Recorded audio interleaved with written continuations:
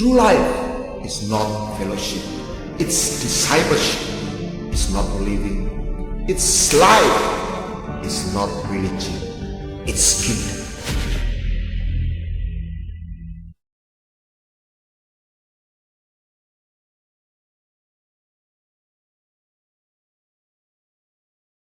Shalom. Saudara, saya ingin mengajak kita merenungkan sebuah kehidupan. Yesus itu bisa dilihat dari beberapa dimensi. Kita bisa lihat dia sebagai penolong, tapi kita bisa bertemu dia sebagai raja. Injil itu keselamatan atau kerajaan. Ketemu Bapa itu beda dengan ketemu raja. Tapi malam ini saya ingin mengajak Anda untuk melihat Yesus sebagai guru kehidupan. Dia mengajar, dia menuntut kita melewati hidup ini. Saudara, banyak orang berpikir menginjil itu cerita surga dan dosa. Padahal supaya orang terima Injil itu tidak selalu karena dosa. Tidak selalu karena kepikir dosa dan neraka dan surga. Salah satu contohnya saya terima Tuhan bukan karena saya mikirin dosa, bukan karena saya tidak berbuat dosa, tetapi saya belum terpikir tentang neraka dan surga. Lalu kenapa Anda terima Tuhan? Saya lagi frustasi, saya lagi konflik sama ayah saya lagi mengalami krisis identitas, saya lagi mengalami satu kegalauan. Dan dia hadir sebagai Bapa. Dia memberikan kepada saya sebuah kehadiran yang saya tak pernah pikir. Makanya dia Jehovah Rafa buat orang sakit. Bagaimana orang membaca cintanya Tuhan ketika dia sakit? Kalau dia sembuh, ini belum kenal Tuhan ya. Bagaimana orang bisa membaca cintanya Tuhan lagi bangkrut? Gimana? Karena dia mulia. Bukan cerita surga, bukan cerita dosa. Aku ini lagi masalah, betul? Gimana kalau nggak sakit? Uang banyak, persoalan selesai? Belum tentu. Saya baru dari Jakarta, ada satu seminar Sean Bull, salah satu hamba Tuhan dipakai marifat. Dia cerita dipanggil dinner, dikenalkan orang karena dia punya marifat. Dan cerita tentang bisnisnya, cuma dia nggak terlalu dengar, dia cuma dapat penglihatan seorang anak perempuan. Dia bilang, saya dapat penglihatan ini. Ada apa dengan anak perempuan? Tiba-tiba istrinya menangis. Tuhan bener ada, kok bisa tahu? Terus dia mulai tanya, ada apa dengan anak perempuanmu? Kepada bisnismen ini. Dan Sean Bull tidak tahu bahwa ini orang termasuk deretan orang paling kaya di Amerika. Anda bisa bayangkan kayanya kayak apa? Bapak itu nangis. Kenapa? Karena dia punya masalah dengan putrinya. Setiap orang punya kebutuhan, betul? Saat itu dia butuh cinta Tuhan, butuh Tuhan bukan soal uang, bukan soal kesehatan, tapi soal perdamaian. Amin. Dan dia guru kehidupan. Dan kita melewati hidup ini sebagai sebuah lawan. Dan ketika kita melewati seperti anak yang hilang, anak bungsu, dia mulai perjalanan dengan pundi-pundi penuh, bajunya baru, sepatunya baru. Dia pulang dengan pundi-pundinya kosong, habis, betul? Lapar, jubahnya robek, kotor, mambu babi. Babi itu haram, najis, ya kan? Gambar. Sepatunya rusak. Ini gambaran orang dimulai hidup ini satu gift. Makanya orang Chinese ngerendam anak kijang. Ada dulu saya minum itu apa? Saripatinya ayam. Jadi makhluk yang masih kecil, bayi, ini punya daya hidup yang luar biasa. Hormonnya, enzimnya luar biasa. Nanti sekian tahun dia sudah tua, habis. Jadi hidup ini dimulai dari sesuatu modal, anugerah. Tetapi dengan jalannya waktu, ini kalau ngomong kesehatan tubuh, tiap hari tubuh ini harus melawan virus dan bakteri. Kalau antibodinya sampai kalah, dia sakit. Terus kalau dia makannya salah, digelontor. Saya baru terima WA, bagaimana makan mulai permen, soft drink, itu menghantam semua apa yang di dalam tubuh. Minum gula berlebihan, maka pankreasnya harus kerja keras untuk menetralisir. Lama-lama habis. Sedia. Ini ngomong tubuh. Sehingga sebagian orang umur 30 sudah kena diabetes. Sebagian orang 40 kena stroke. Itu apa artinya? Dia kalah oleh sesuatu yang dia harus lewat. Nah, bagaimana? Makanya waktu anak yang hilang itu pulang, dia nggak hanya diampuni, dia diganti sesuatu yang rusak di dalam hidup. Betul? Juga. Dia diganti sepatunya. Amin. Dia diberi makan karena dia lapar. Nah, ini gambaran hidup. Bagaimana kita melewati hidup? Pakaian kita nggak rusak, atau kalau rusak diganti yang baru. Sebab dengan jalannya waktu, normalnya pakaian itu rusak. Coba perhatikan, sebagian orang dia kehilangan rasa. Misalnya seorang gadis, ini bayangin, dia masuk SMA, dia melihat hidup ini begitu berbunga-bunga. Dia membayangkan cinta itu seperti pangeran dan Cinderella. Dan dia pacaran. Ternyata yang dia bayangkan itu nggak sama. Pacarnya selingkuh. Patahlah hati, cinta pertama dikhianati. Dan kenapa di masa-masa itu sangat membekas? Saya bisa katakan, sebab ketika anak muda itu bertemu, dia melihat orang, tidak melihat kedudukan. Orang muda itu kalau pacaran, itu zaman saya. Kalau zaman sekarang saya tidak tahu, masih lihat mobilnya enggak. Kalau zaman saya enggak, betul-betul person to person. Dan ketika itu putus, itu menyisakan rasa sakit dan kehilangan. Mungkin dia coba lagi, patah hati lagi. Akhirnya dia ketemu lagi, dia menikah. Ending, no, dia lewati. Marriage is not celebration. Wedding is a celebration. Marriage is a journey, perjalanan. Dan ternyata suaminya nggak cinta sama dia. Umur 40-50, orang ini dari seorang gadis yang berbunga-bunga menjadi ibu yang baik hati. Dan ini serius. Dari seorang yang penuh cerita,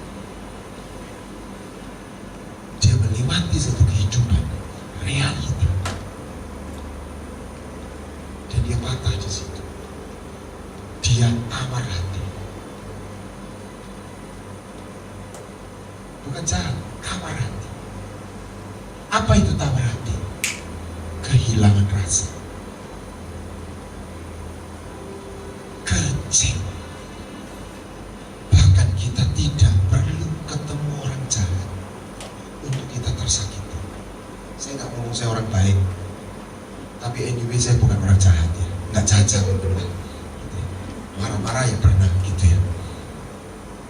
Setiap orang punya mengalami hari bodohnya sendiri.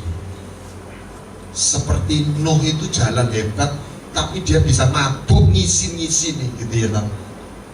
Dan kita dalam satu titik kita harus berkata kita salah. Dan di situ kita butuh apa? Belas kasihan, mercy. Yowis, aku mengampuni kamu. Makanya Tuhan bilang, sebagaimana kita butuh pengampunan, maka kau perlu bersedia memberi pengampunan. Jangan nuding, jangan menghakimi.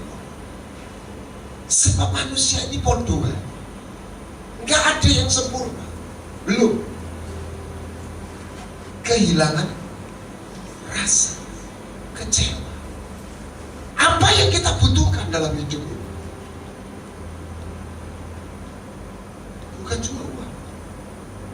Kita butuh rasa dan cinta. Ketika Anda penuh rasa dan cinta, itu namanya compassion dan passion. Ketika orang sudah nggak punya passion, nggak punya compassion, di situ dia jadi tua. Anda dan saya nggak boleh jadi tua. Jangan jadi tua. Tua itu apa? Nggak punya mimpi lagi. Kepingin pensiun. Tua itu nggak punya mimpi. Ini kingdom principle. Siapa orangnya? Lihat kalian. Dia dinubuati tentang itu. 45 tahun lewat. Apinya nggak habis. Dia masih punya mimpi. Betul? Kekuatanku masih tetap sama. Kenapa? Karena dia punya mimpi. Ketika orang punya mimpi, dia dipenuhi dengan passion. Ketika orang punya belas kasihan, dia dipenuhi dengan rasa. Anda mulai tertarik. Saya mau hadapkan dua head to head. Dua hamba Tuhan namanya Eli, Imam Eli, sama Musa. Dua-dua hamba Tuhan. Tapi secara tubuh disebutkan. Eli mati umur 98, dikatakan telah amat sangat tua. Betul. Musa matinya umur 120 tahun. Tidak dikatakan tua. Coba nanti dicek. Eli, dia duduk di kursi jungkel karena kegemukan. Tidak diet. Dan matanya buta. Betul? Kalau sekarang saya duga Imam Eli itu kena diabetes. Kenapa? Karena tiap hari makan soto buatannya Hofni bin Abbas. Iya kan? Jeruan. Betul Bu. Itu kolesterolnya, asam uratnya itu kayak opo. Dia ikut makan. Makanya Tuhan itu makan. Kan itu nggak boleh. Sampai buta, rusak makanya. Tapi secara rohani artinya apa? Lemah, sekalipun besar. Saya ngomong, Anda nggak harus bergabung gereja besar, persekutuan besar. Senangnya orang itu ngumpulnya gede-gede, kan? Tapi jangan bergabung, artinya jangan menjalani persekutuan yang mati, gereja yang mati, gak ada rasa, besar tapi gak ada kekuatan, matanya buta, tidak ada visi. Musa umur 120 tahun, matinya di gunung. Itu dia mesti naik gunung. Tenaganya masih, matanya nggak pakai kacamata. Saya nggak bicara fisik. Ini gambar. Orang itu masih penuh vitalitas. Masih lihat satu visi dan panggilan Tuhan. Musa gak mati seperti orang habis rasa. Musa mati dalam satu kekuatan, dalam api yang menyala. Stefanus dia mati dengan sebuah gairah. Itulah pahlawan iman. Anda gak boleh tua. Tapi untuk tidak tua, Anda harus memiliki visi, tetap punya mimpi, dan penuh rasa. Apa salah satu tanda Anda penuh rasa? Saya kasih tahu, Anda jatuh cinta. Belum. Anda harus mengalami jatuh cinta kepada Tuhan, kepada pasangan. Jangan jalani hidup ini tanpa rasa.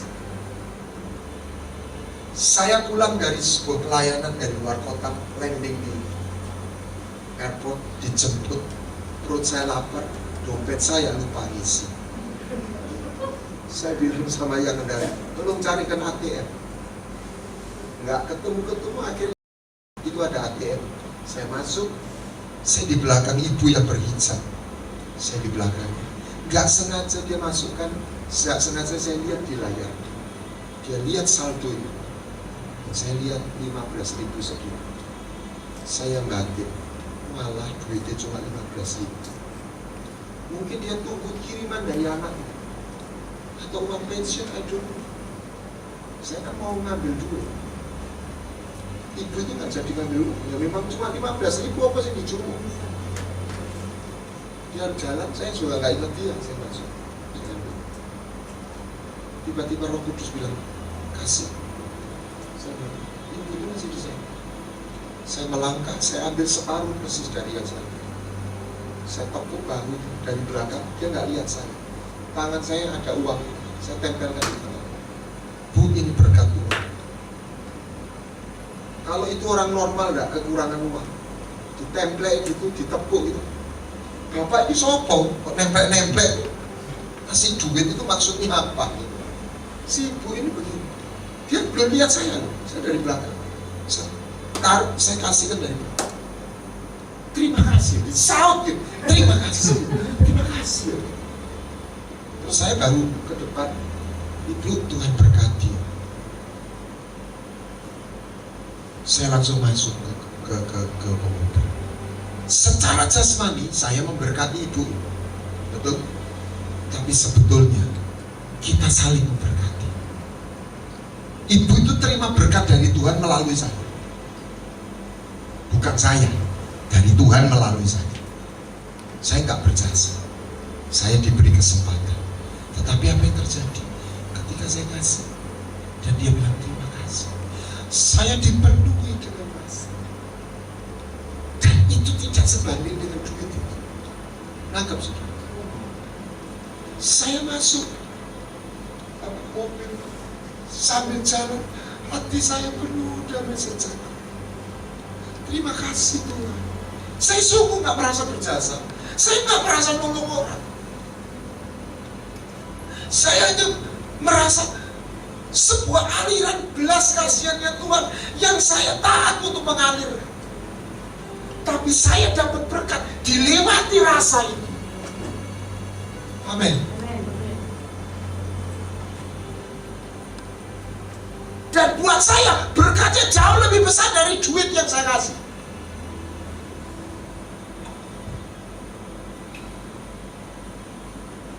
Ada 3 bidang yang Tuhan ungkapkan dalam Alkitab. Pedang kelaparan sampai. Kelaparan itu soal ekonomi. Hal yang mendera manusia ketika dia kalah dengan soal ekonomi. Keuangan. Kata Tuhan taklukkan, berarti kita ini disiapin untuk menjadi menang. Dan salah satu yang kita harus menang itu bidang keuangan. Menang uang itu apa? 1, tidak mata duitan. 2, tidak kekurangan uang. Betul. Kalau salah satu masih belum. Yang kedua kesehatan. Sampah. Anda harus tahu caranya memelihara kesehatan. Anda harus tahu caranya mengelola uang. Yang ketiga adalah hubungan rumah tangga. Lihat, Daud mengalami 3 itu. Pedang, anaknya saling bunuh, kelaparan pedang, sampar pedang. Dan dia lewati, dan dia mengatasi, sekalipun sakit. Nah, saya dalam perenungan ada 3 poin yang dalam aplikasi sehari-hari. Markus 9 ayat 49. Makanya dikatakan, biarlah setiap orang digarami dengan api. Bahasa Inggrisnya, for everyone will be seasoned with fire. Seasoned itu apa? Dibumboni dengan api. Bumbu itu apa? Rasa. Ternyata api terus. Nah, ini dalam bahasa Inggrisnya, setiap orang biarlah setiap korban digarami, will be seasoned with salt. Jadi garam dan api, terang dan garam, memberi rasa dan aroma. Bandeng mentah amis, gorengan bakaran, keluar aromanya, betul? Keluar rasa. Jadi rasa itu ketika hidup ini mau dibakar, mau dipersembahkan. Kalau digenggam tetap habis, nggak keluar api. Kita bicara dupa. Coba perhatikan, apa sih dupa itu? Dupa itu muncul kalau ada sesuatu yang dibakar. Kalau nggak dibakar, dupa itu nggak keluar. Betul ya? Kalau hidup ini nggak mau dibakar, nggak keluar dupanya. Nah, dupa itu dibakar, baru keluar aromanya, rasanya. Amin. Kalau nggak keluar. Makanya sebagian orang umurnya sudah 40-50, semakin tua orang itu apa? Semakin dia pernah mengalami dibohongi, dikhianati. Jadi sebagian orang hatinya jadi tawar, kehabisan rasa. Ternyata Alkitab itu bicara rasa. Terus, nah dia bilang, kalau garam itu hambar, bagaimana? Untuk apa?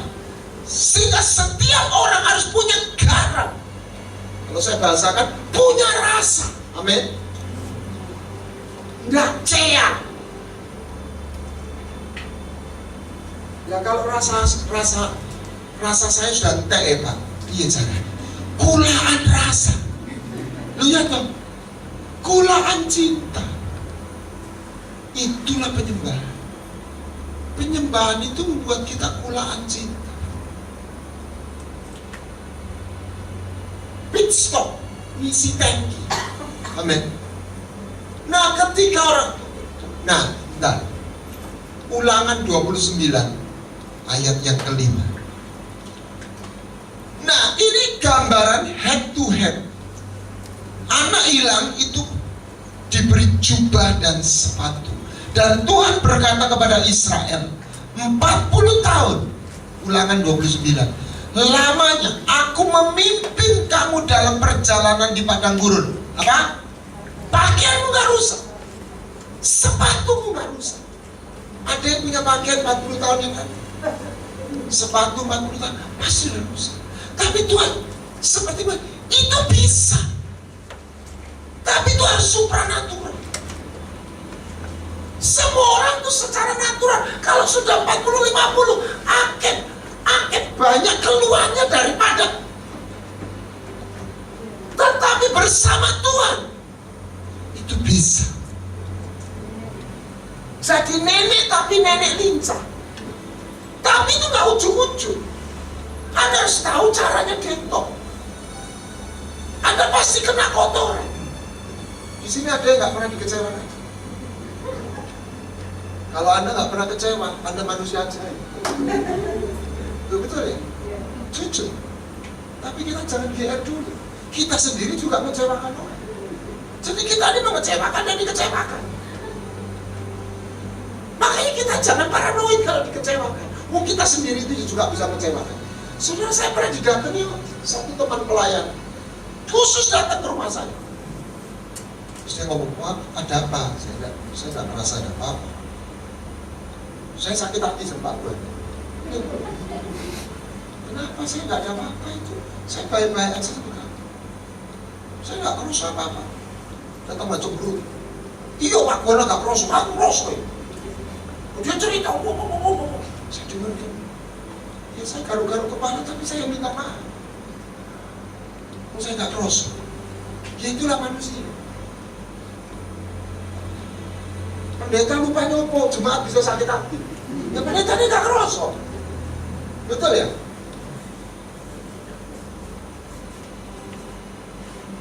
Anda tidak harus ketemu orang jahat untuk tersakiti. Karena komunikasi tidak sempurna. Dan memang manusia juga tidak punya kasih yang sempurna. Ya, jangan luntur. Yang sempurna cuma dari Tuhan. Kita makan dari Dia. 40 tahun gak perlu rusak. Bisa. Tapi tidak ujuk-ujuk. Ada caranya. Gimana caranya? Waduh, perlu 2 session. Anda harus tahu namanya detox. Anda harus tahu ulaan cinta. Oke, 3 hal itu. 1, kehilangan. Kehilangan itu tidak harus tragedi saja. Saya punya anak perempuan. Belum punya anak semua. Anak perempuan. Saya baru dengar teman saya pelayanan, dia punya adik menikah, dan dia menikah dengan seorang gadis yang dokter spesialis, anaknya dokter spesialis, dan bapak ini punya 2 anak laki perempuan. Yang laki nggak jadi dokter spesialis, yang perempuan ini jadi. Jadi si bapak ini bangga, sayang sama anak perempuan. Jadi waktu nikah, bapak ini geru-geru nangis ketika dia harus menyerahkan mutiaranya dia kepada suami.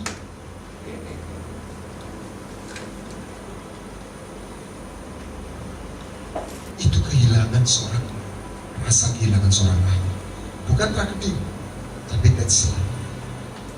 Amin.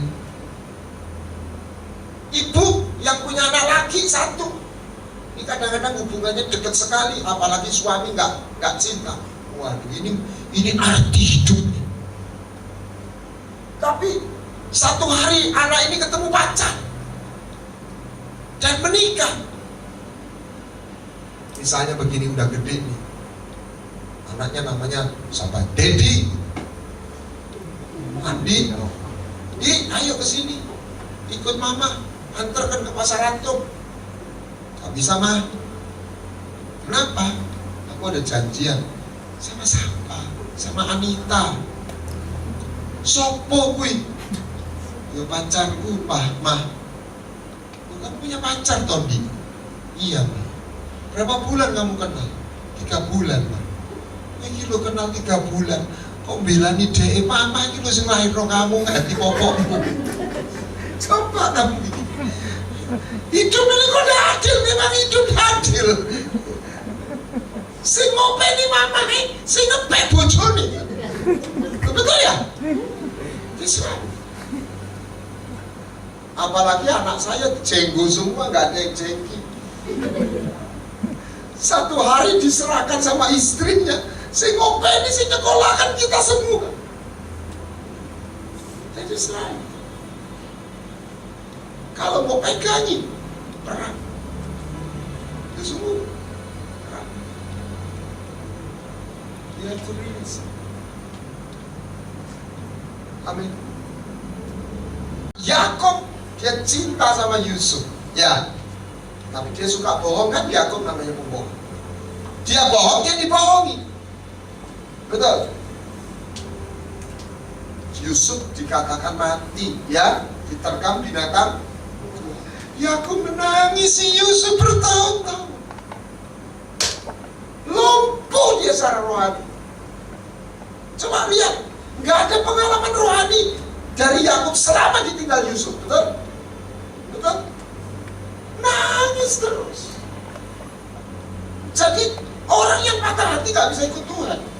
Soalnya dia nangis sih masa lalu.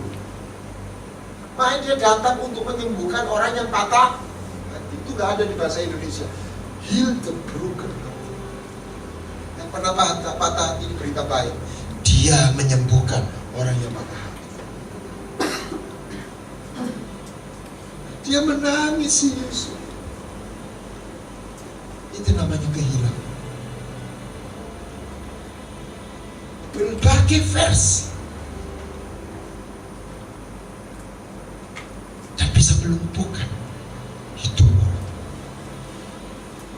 Yang kedua, kekecewaan. Ada seorang ayah. That's the real true story. Ini saya nggak ngomong, bukan cerita ilustrasi. Punya 3 anak, 2 pria, 1 wanita. Dan anak yang pertama, pria ini, laki ini pintar sekali sekolah. Bapak ini begitu bangga. Dan dia sebagai orang Chinese, kalau makan tunggu anak laki pertama, yang kedua tunggu, nggak boleh makan dulu. Harus bersama. Sampai begitu. Dan dia disekolahkan luar negeri zaman tahun 1950 berapa itu. Sekolah ke Belanda, teknik Boys School. Dan dia memang pintar, dari ITB pindah ke sana. Jadi insinyur, kerja di Belanda, pindah ke Jerman, menguasai bahasa Belanda, Jerman, Inggris, China. Dan saya lihat bapak ini tiap tahun datang ke sana, mengunjungi anak. Tapi saya nggak pernah lihat anaknya datang ke Indonesia. Waktu jalan, satu hari bapak itu divonis kena cancer. Dan makin parah. Dan anak yang di Indonesia dan mantunya bertanya, Papa, gimana ini? Apa kita harus beritahu anakmu? Di tengah penderitaan kanker, dia berkata, jangan sebut nama itu lagi. Saya benar-benar merinding, saudara. Dan sekarang saya jadi seorang ayah, saya bisa merasakan kepedihan Bapak itu. Dan saya lihat sampai beliau meninggal, anak itu gak pernah ke Indonesia. It could happen. Orang tua begitu mencintai anak gak pernah menghitung atau menghargai satu titik. Ada.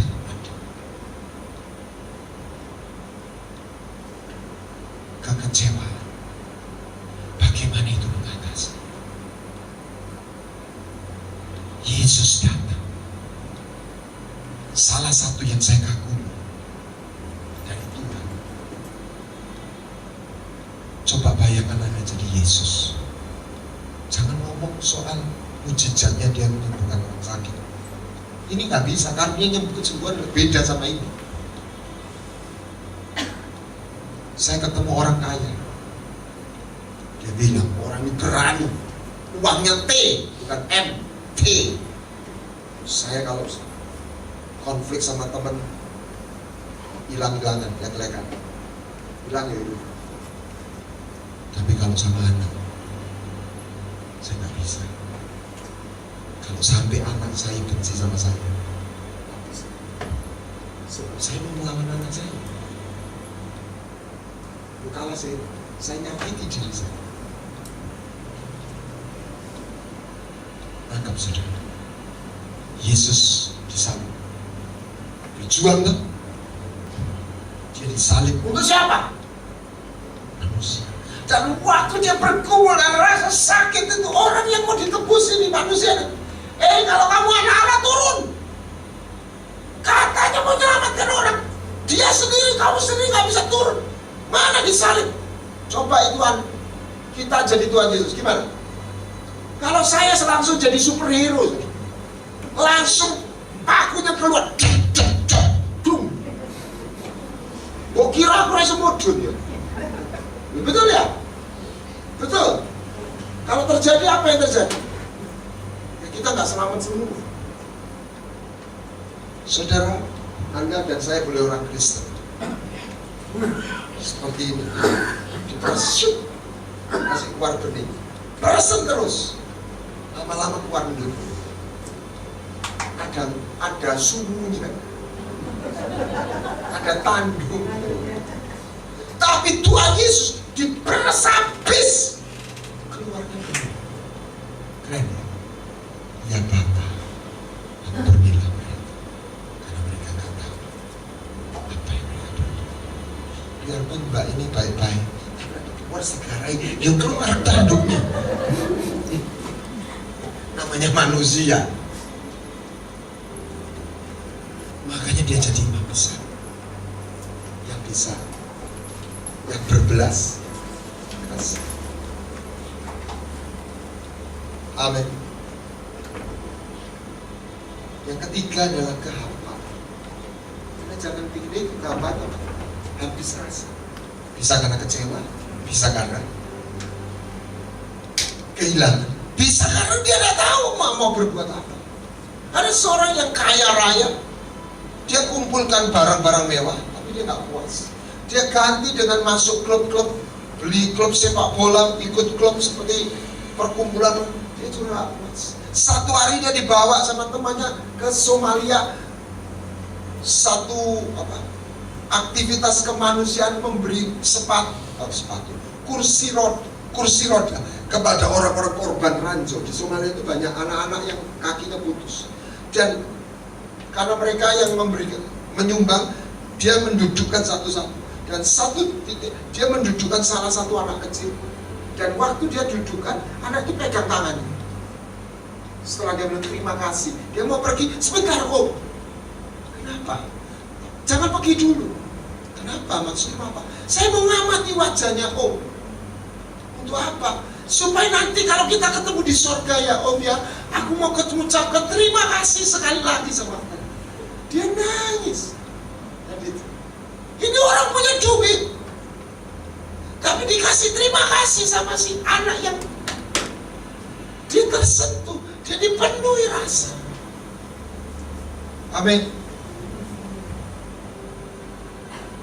Elvis Presley mati karena kebanyakan obat tidur. Kenapa? Kenapa? Hamba. Kaya, ganteng, populer. Hamba. Setiap orang punya salibnya sendiri. Ini saya nggak jelekin. Saya justru ngefans, artinya saya suka sama orang. Jackie Chan. Jackie itu fun, jujur orang. Bukan nggak ada kelemahan.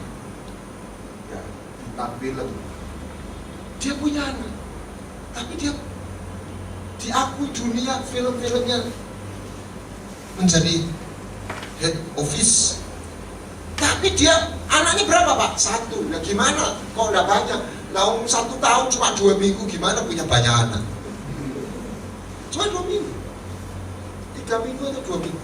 Selebihnya di luar syuting terus. Dan anaknya baru ini, anak laki satu-satunya kena kasus narkoba. Anda bisa bayangkan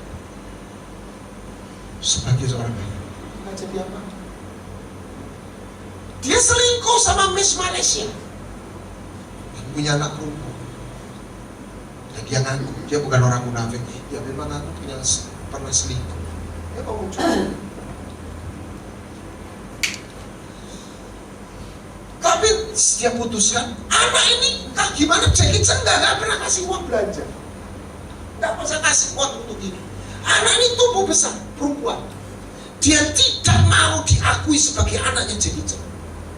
Jackie Chan bukan bapak saya. Dan terakhir anak perempuan ini terlibat LGBT. Saya bilang, aduh Tuhan. Saya ngomong gini ini bukan cerita. Saya bisa merasakan seorang Jackie Chan yang berkarya, sukses, uangnya besar, banyak, berlimpah. Dia suka nolong orang juga. Tetapi dia punya pergumulan. Percayalah, tiap orang punya pergumulan. Sesuatu Yesus jadi guru.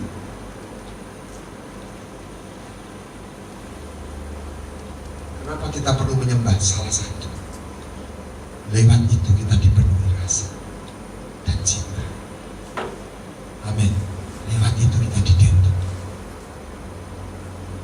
When the music fade, all is stripped away. Semuanya. And I simply come, longing just to bring something that's a word that will bless your heart. Ini semua persetubuhan. I bring you more than a song, for a song in itself is not what you have required. You sense much deeper within, through the way things appear. You looking into my heart. I'm coming back to the heart of worship. And it's all about you, and it's all about you, Jesus. I'm sorry, Lord, for the thing I made it, and it's all about you, and it's all about you, Jesus. Saya bisa berkata, bagi seorang penyembah, hadirat Tuhan bukan sebuah berkat semata. Hadirat Tuhan adalah art segala-galanya. Sebab di dalam hadiratnya kita menemukan makna cinta dan rasa. Sehingga sekalipun kita harus melewati lembah dan gunung, kita tahu kepada siapa kita percaya. Kita tahu ada sebuah cinta yang gak pernah hilang. Amin. Kita tahu kita gak mati, tapi kita akan hidup selama-lamanya.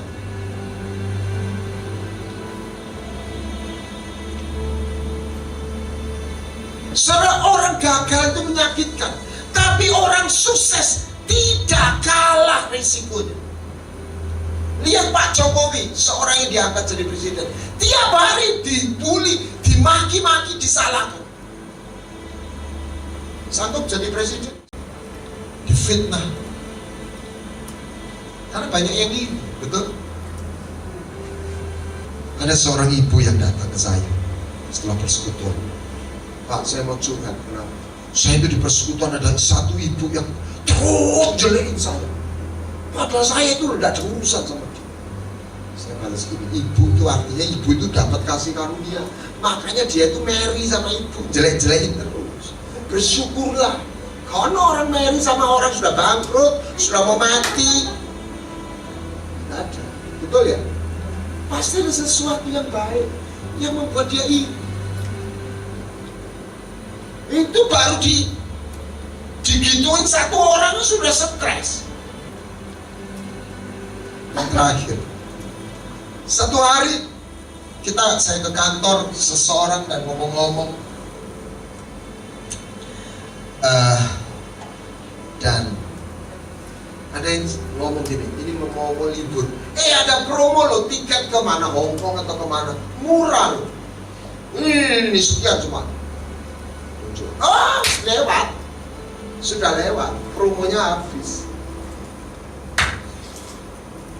Teman saya satu ini nyeletuk, ngomongnya nyeletuk, tapi saya pikir saya tadi berkata, sing penting duduk murai, sing penting suatu. Ya bener-bener, sing penting suatu. Jadi misalnya saya baru beli tiket ke Australia, PP itu 6,5 juta, dengan dolar 15.000 itu murah. Biasanya mungkin 12 juta, high season bisa 15 juta, 6,5 juta di Surabaya Sydney PP. Tapi misalnya 12 juta ini jadi 6,5, murah toh. Tapi kalau orang nggak punya duit, 6,5 ya nggak bisa beli. Lihat gitu.